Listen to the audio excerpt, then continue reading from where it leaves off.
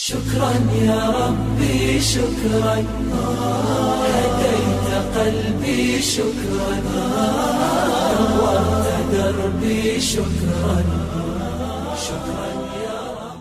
الحمد لله والصلاة والسلام على رسول الله أما بعد فأعوذ بالله من الشيطان الرجيم بسم الله الرحمن الرحيم وَلَقَدْ يَسَّرْنَا الْقُرْآنَ لِلذِّكْرِ فَهَلْ مِن مُدَّكِرٍ صدق اللہ العظیم۔ آج کا ہمارا موضوع ہے فہم قرآن۔ قرآن کو سمجھنا ہے، قرآن کو سمجھ کر پڑھنا ہے۔ قرآن میں اللہ تبارک و تعالیٰ نے ارشاد فرمایا وَلَقَدْ يَسَّرْنَا الْقُرْآنَ لِلذِّكْرِ، تحقیق کہ ہم نے قرآن کو آسان بنایا نصیحت حاصل کرنے والوں کے لیے۔ فَهَلْ مِن مُدَّكِرٍ، ہے کوئی نصیحت حاصل کرنے والا؟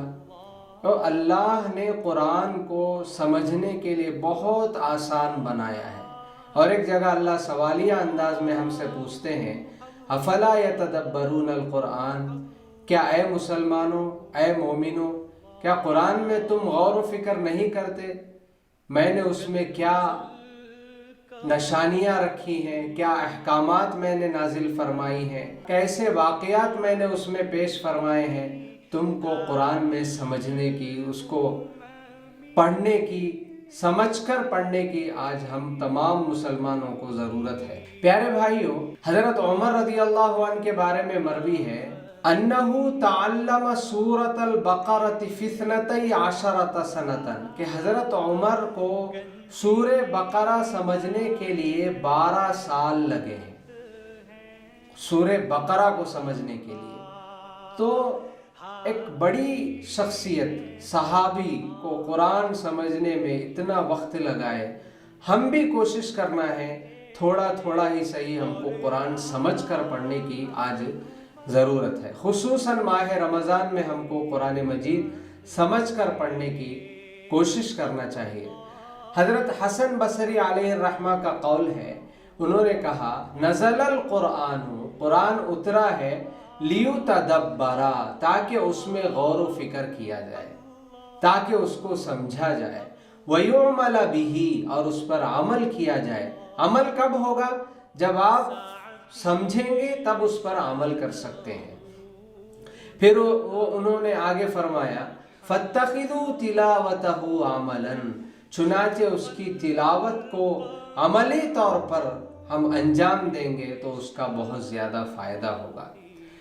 اسی طرح حضرت عبداللہ بن عمر کے بارے میں آتا ہے کہ انہوں نے سورہ بقرہ سیکھنے کے لیے 4 سال لگائے ہیں، 4 سال ان کو لگے ہیں۔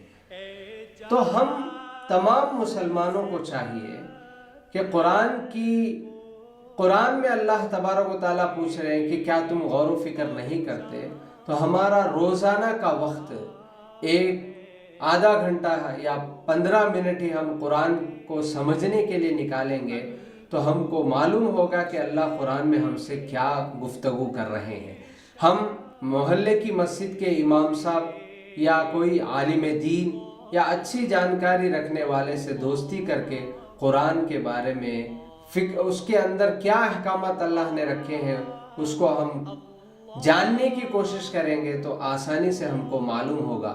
اور ماہ مبارک رمضان کا مہینہ، اس کا تو قرآن سے گہرا تعلق ہے، تو ہم قرآن کو سمجھنے کے لیے ماہ مبارک میں ہم زیادہ تلاوت کرنے کے بارے میں کوشش کرتے ہیں، ساتھ ساتھ اس کو سمجھنے کے بارے میں بھی ہم کو کوشش کرنے کی ضرورت ہے، فکر کرنے کی ضرورت ہے۔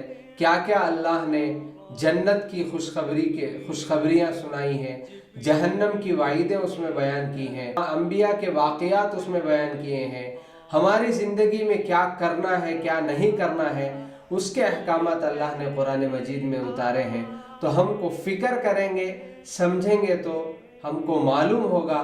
اور یہ صرف قرآن علماء یا جانکاری رکھنے والوں کو سمجھنے کے لیے ایک خاص چیز نہیں ہے، بلکہ پوری امت مسلمہ کے سارے مرد حضرات، ساری عورتیں، بچے سب اس کو فکر کریں گے، سمجھیں گے تو انشاءاللہ یہ بہت آسان ہے قرآن۔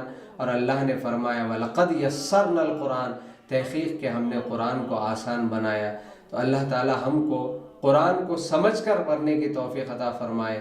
وآخر دعوانا ان الحمد للہ رب العالمین۔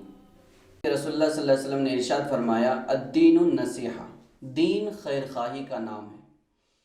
شکراً یا ربی شکراً، ہدیت قلبی شکراً، نورت دربی شکراً۔